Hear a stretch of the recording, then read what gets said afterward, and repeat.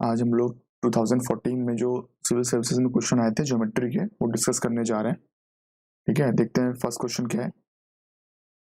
Examine whether the plane x plus y plus z equal to 0 cuts the cone this. एक plane दिया गया है और एक कोन की इक्वेशन है, माइंड इट होमोजेनस है। ठीक है, और एक प्लेन है, ये भी वर्टेक्स से पास हो रहा है। ठीक है, सो ये कहना चाह रहा है कि जो प्लेन है वो इसको कट कर रहा है,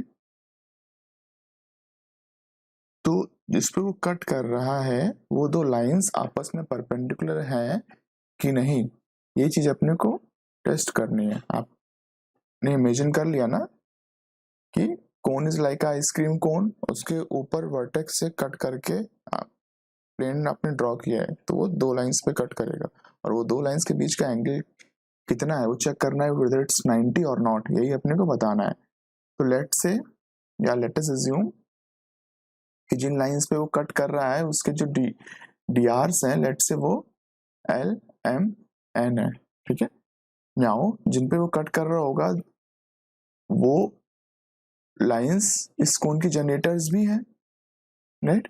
तो ये दो प्रॉपर्टी यूज करके we can find element. First condition कि वो जो जनरेटर है, वो जो लाइंस कट कर रहे हैं उस प्लेन के भी डी आर्स के परपेंडिकुलर होंगे। तो एक कंडीशन तो ये निकल के आ गई, L plus M plus N equal to 0। दूसरा, because L M N also L M N are also the D R's of the generator of the cone, तो इन एलिमेंट को कोन की इक्वेशन में डाल देंगे क्योंकि वो सेटिस्फाई करता है, जनरेटर के डी आर्स कोन के इक्वेशन को सेटिस्फाई करते हैं।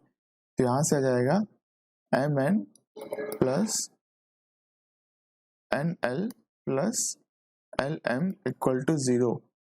ठीक है, अब by solving these two equations, you can simply uh,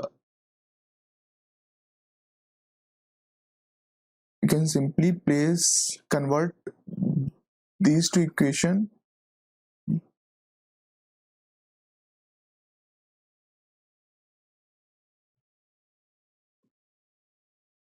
तो अब इन दो इक्वेशंस को सॉल्व करना है हमें। ठीक है, we have to find ratios of element L M and N.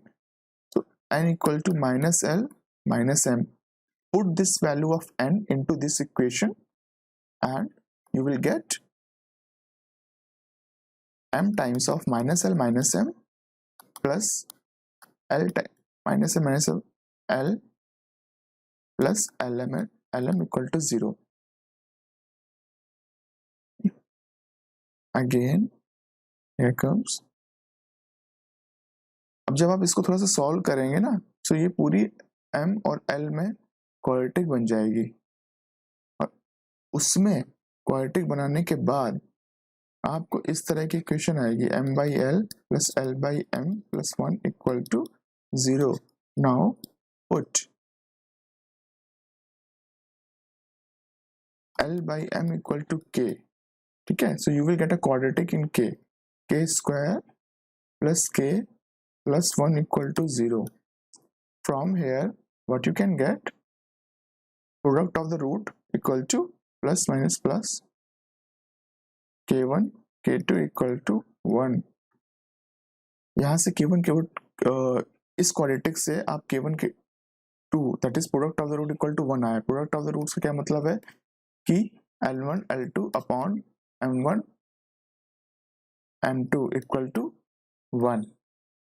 Okay, question में सिमेट्री है तो इसका मतलब है N1 L2 equal to M1 M2 equal to N1 N2, right. तो यहां से ये निकल क्या आया, if I were supposed to calculate this L1 L2 plus M1 M2 plus N1 N2, this is definitely not equal to 0। इसलिए the two lines इसमें वो जनरेटर्स जिसमें वो प्लेन कट कर रहा है, these two lines are not perpendicular। ठीक है, got the point। ठीक है, नेक्स्ट क्वेश्चन में मूव करते हैं।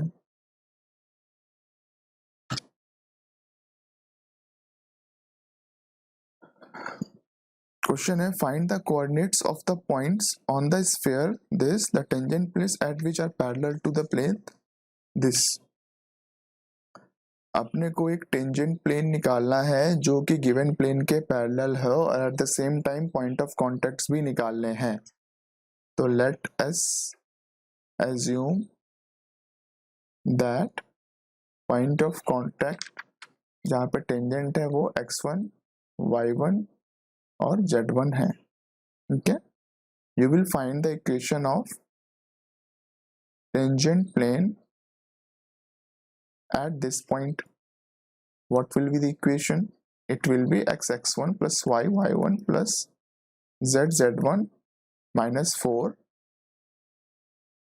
minus 2 x plus x1 plus y plus y1 equal to 4. Now the question says that this tangent plane and the given plane, these both planes are parallel, so equate their drs. अगर कोई दो planes parallel है तो उनके drs भी same होंगे, इसलिए यहाँ पे अपन इसके drs और इसके drs और उसके drs दोनों को इक्वेट कर लेंगे। ठीक है, क्या इक्वेशन आएगी? इक्वेशन आएगी इसके drs देखो क्या है, x1 माइनस 2 अपॉन 2, ये इसके drs हो गए। फिर से ऊपर y1 plus 1 upon minus 1 equal to z1 upon 2। लेट से ये अपने हो गए, लेट से इसको अपन k बोल देते हैं। ठीक है, from here we can calculate x1 equal to 2 plus 2k, y1 equal to minus 1 minus k and z1 equal to 2k. We also know that x1, y1 and z1 lies on sphere. ठीक है, इसलिए put on sphere and get the value of k. और भाई आप जब उसको put करोगे square, मैं स्फीयर की इक्वेशन में ये पैरामीटर्स, ये जो कोऑर्डिनेट्स है वो रख रहा हूँ, -1 माइनस के का होल ऑफ स्क्वायर, 2k का whole of square, -4 times of 2k plus 2, 2k plus 2, ऐसे ऐसे करके आप पूरा इक्वल टू 0 रखेंगे। यहाँ से you will get 2 values of k, और जैसे ही k की वैल्यू आ गई you can easily get the point of contact. Okay, getting it? आपने पॉइंट्स की वैल्यू k के टर्म्स में निकाल ली और फिर पॉइंट्स जो कि स्फीयर के क्वेश्चन पर लाई कर रहे थे उस पर रख दिए, वहां से k की वैल्यू आ गई और k की वैल्यू आते ही हमारे पॉइंट ऑफ कॉन्टैक्ट्स की वैल्यू भी आ गई और क्वेश्चन सॉल्व हो गया। ठीक है, नेक्स्ट क्वेश्चन में मूव करते हैं। ये क्वेश्चन क्या बोल रहा है कि prove that this equation represent a cone if this condition. The question has given us a general second degree equation and it is asking us to prove that it's a cone if this particular condition is satisfied. So this is a very standard question. What we do, we will make this equation homogeneous with the help of some parameter t. Make this equation homogeneous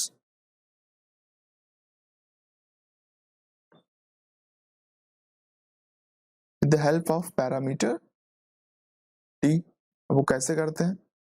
introduce करो ax square plus by square plus cz square plus 2uxt plus 2vyt plus 2wzt plus dt square equal to 0. Let's say it is f. Now what you will do, you put del f by del x equal to 0. यहाँ से you will get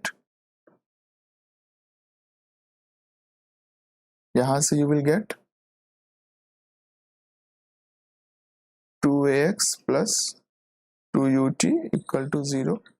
Similarly, del f by del y equal to 0, del f by del z equal to 0 and del f by del t equal to 0. ये सारे equation जो रखने के बाद जो equations आपके पास आएंगी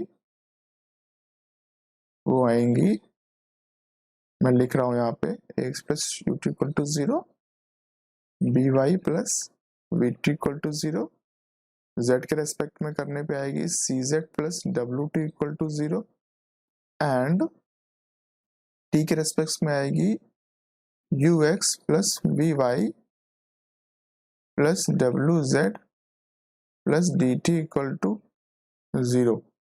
ये आई है, ठीक है। अब ये इक्वेशंस जो आई हैं ये इक्वेशन कंसिस्टेंट होंगी तभी ना कौन रिप्रेजेंट करेंगी। अगर ये इक्वेशन कंसिस्टेंट नहीं होंगी तो थोड़ा ना कौन रिप्रेजेंट कर सकती हैं। तो ये इक्वेशन कंसिस्ट है उनका वो भी है, तो यहाँ पे इसका जो डिटर्मिनेंट होगा, ये जो एक्स वाई जेड टी में जो इक्वेशंस हैं इनका जो डिटर्मिनेंट होगा उसकी वैल्यू 0 होनी चाहिए, ठीक है। सो इन फॉर्म अ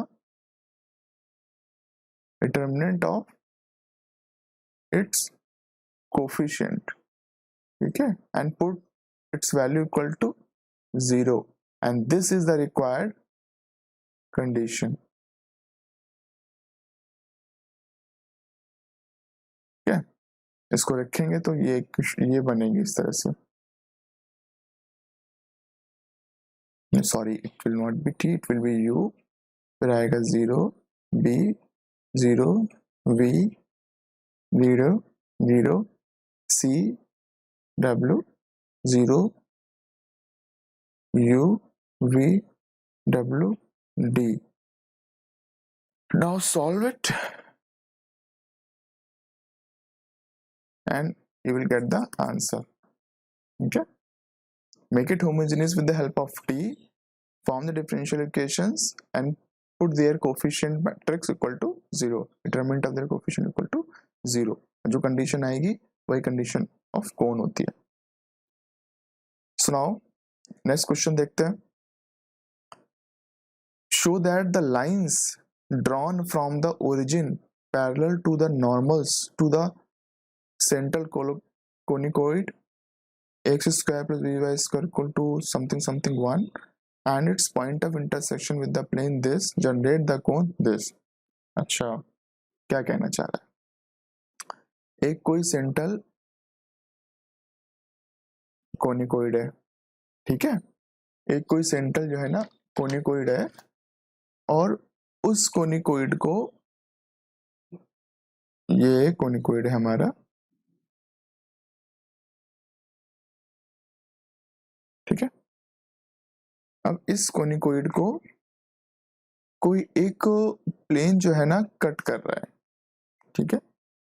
तो इधर पे ये ऐसे करके 3D में विजुलाइज करेंगे तो एक कोई कर्व पे कट कर रहा होगा प्लेन ये कोनिकोइड को। अब जो जिन जिन पॉइंट्स पे वो कट कर रहा है उधर पे अपन नॉर्मल ड्रॉ कर सकते हैं, ओके। अब इन नॉर्मल्स के पैरेलल जो है ना ओरिजिन से लाइंस ड्रॉ हो रही हैं,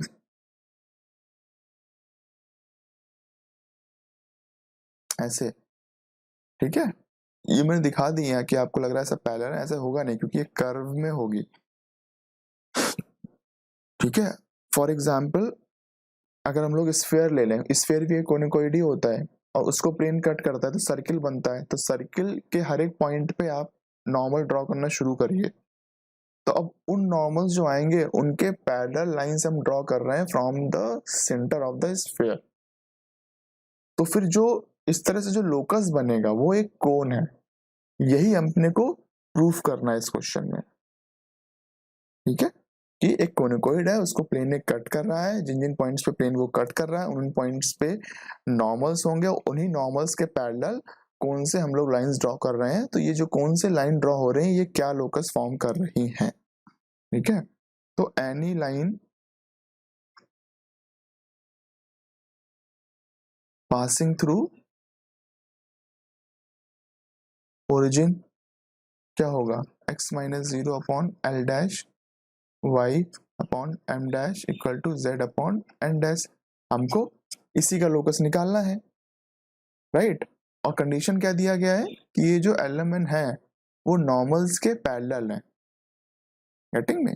सो लेट्स से कोई रैंडम पॉइंट जहां से प्लेन और ये जहां पे प्लेन स्फीयर को कट कर रहा है उस पे कोई random point x1 y1 and z1 we assume it. Okay, so इधर पे अपन लोग इक्वेशन ऑफ नॉर्मल लिखते हैं एट x1 y1 z1 पे। Very easy equation of normal लिखना।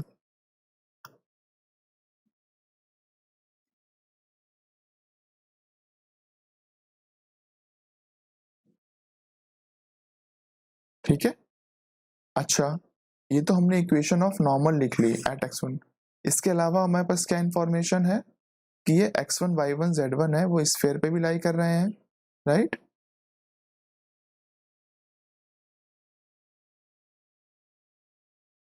और साथ ही साथ वो पॉइंट प्लेन पे भी लाई कर रहा है।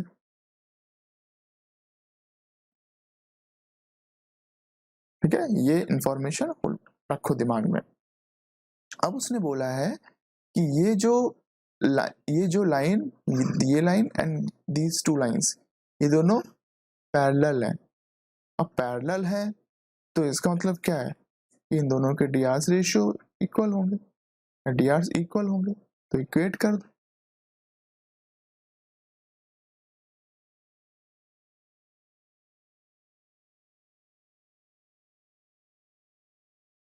राइट, यहां से अपने को, और इसको एक कोई वेरिएबल रख दो के, यहां से अपन x1 y1 और z1 की वैल्यू निकाल सकते हैं in terms of l dash m dash n dash.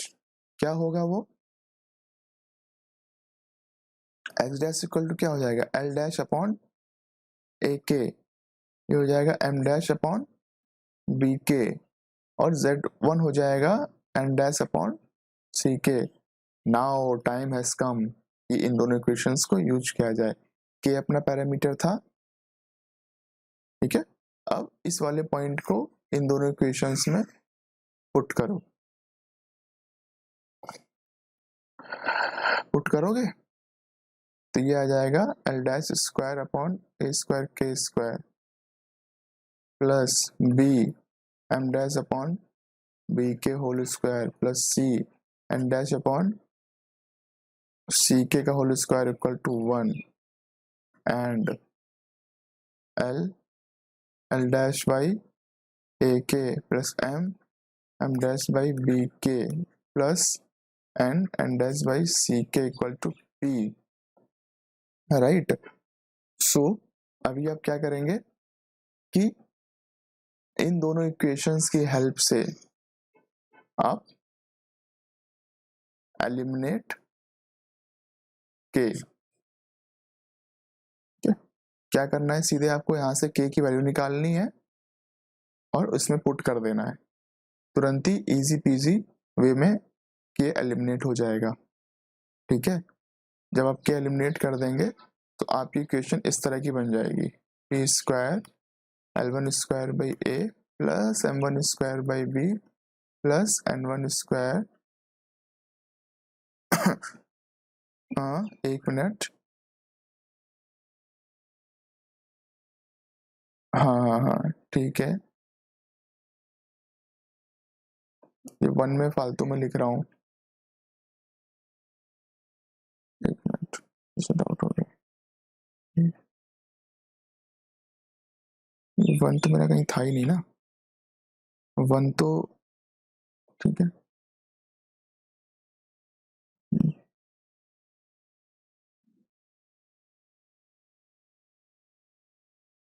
इन दोनों इक्वेशंस को यूज करके आप के को एलिमिनेट कर देंगे, तो जो इक्वेशन आएगी वो कुछ इस तरह से आएगी, P square L dash square by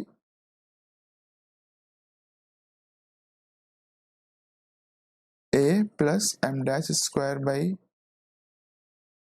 B plus N dash square by C equal to L L dash by A plus M M dash by B plus N N dash by C का whole of square. Now आप L dash M dash N dash को basic, क्योंकि locus अपने को इसका ही निकालना था, तो यहाँ से रिप्लेस कर देंगे L dash M dash N dash को एक्स डैश वाई डैश और जेड डैश, एल डैश को एक्स से, एम डैश को वाई से और एन डैश को जेड से रिप्लेस कर दोगे और आपका लोकस निकल आएगा। चेक कर लो चाहे तो, पी स्क्वायर के साथ एक्स स्क्वायर बाई ए है। सही है, ठीक है। तो अभी एकदम क्लियर है, क्वेश्चन ये आसान था, ज्यादा कुछ खास था नहीं इसमें। अपने को कुछ नहीं करना था, सिंपल एक पॉइंट, एक जनरल लाइन निकाली थी, इसका एक लाइन कंसीडर करनी थी, इसका हमें लोकस निकालना था। फिर हमने एक नॉर्मल की इक्वेशन कंसीडर करी किसी एक पॉइंट पे, ठीक है, और चूंकि पॉइंट उस लाइन पे लाई करता है, वहां से हमारे पास दो इक्वेशन बनी बनाई थी। फिर हमने डीसीज इक्वल कर दिए, एक जो लाइन जो हमने एज्यूम करी थी जिसका लोकस निकालना है, दूसरा वो जो नॉर्मल इक्वेशन में निकाली है, उन दोनों को डीसीज हमने इक्वल कर दिए। और फिर वहां की हेल्प से फिर हमने एल डैश, वहां की हेल्प से हमने एल एम एन को, उसकी हेल्प से फिर हमने जो L dash M dash N dash है उसको एलिमिनेट कर दिया, ठीक है, और लोकस निकल आया। नेक्स्ट क्वेश्चन देखते हैं क्या है। चलिए हम लोग अब नेक्स्ट क्वेश्चन देखते हैं। क्या क्वेश्चन है कि find the equation of two generating lines through any point of the principal elliptic section, okay, of the hyperboloid by the plane this. अच्छा, एक हाइपरबोलाइड दिया हुआ है, लेट उसकी इक्वेशन मान लीजिए ये है X square by A square plus Y square by B square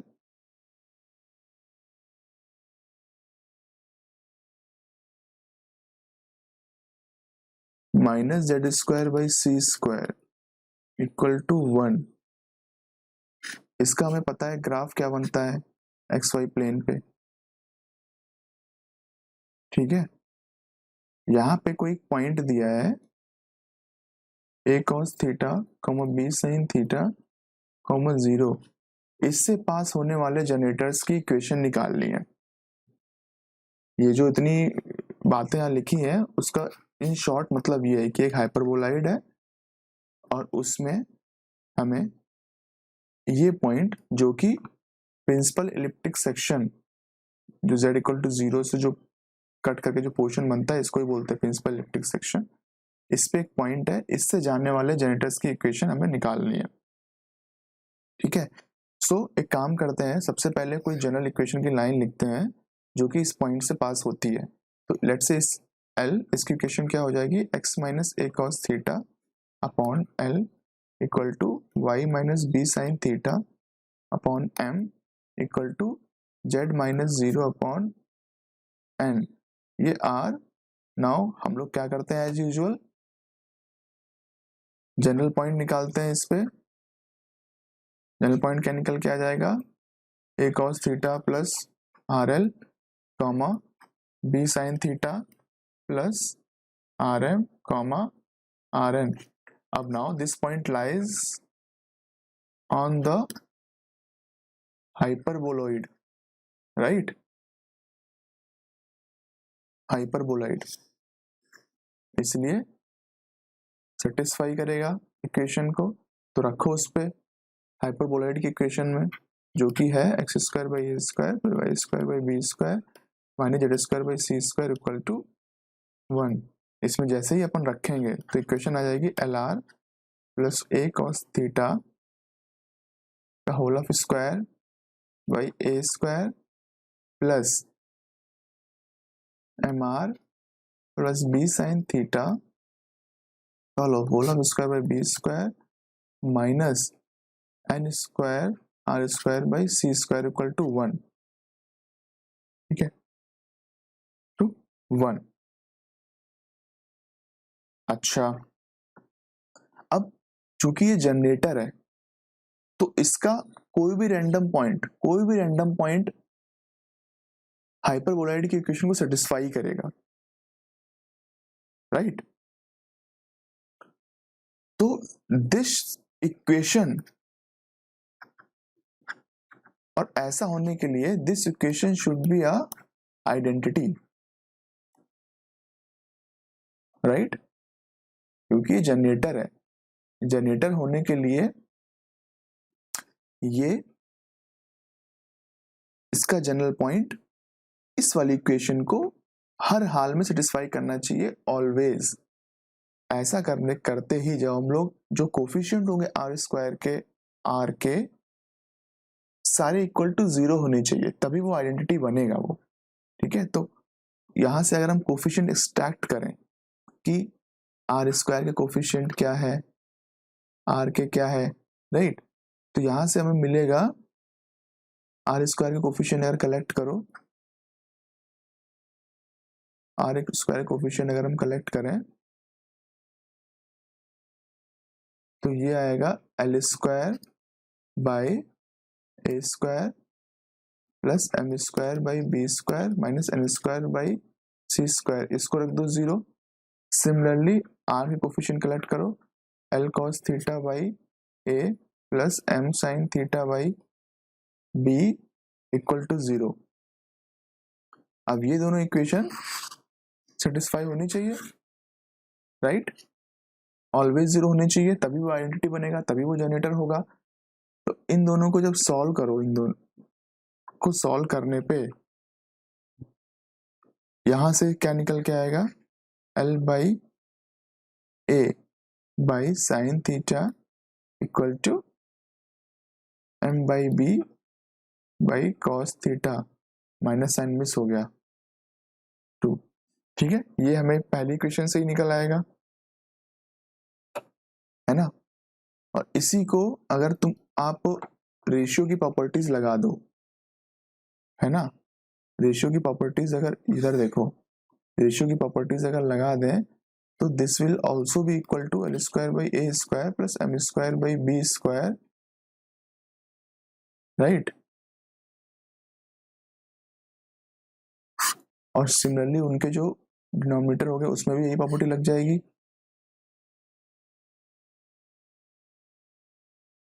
लेकिन इससे फायदा क्या होगा कि हम लोग L square by A square M square by B square को N square by C square लिख सकते हैं। तो basically N by C by 1 हो जाएगा, स्क्वायर रूट है तो प्लस माइनस 1 भी आ जाएगा।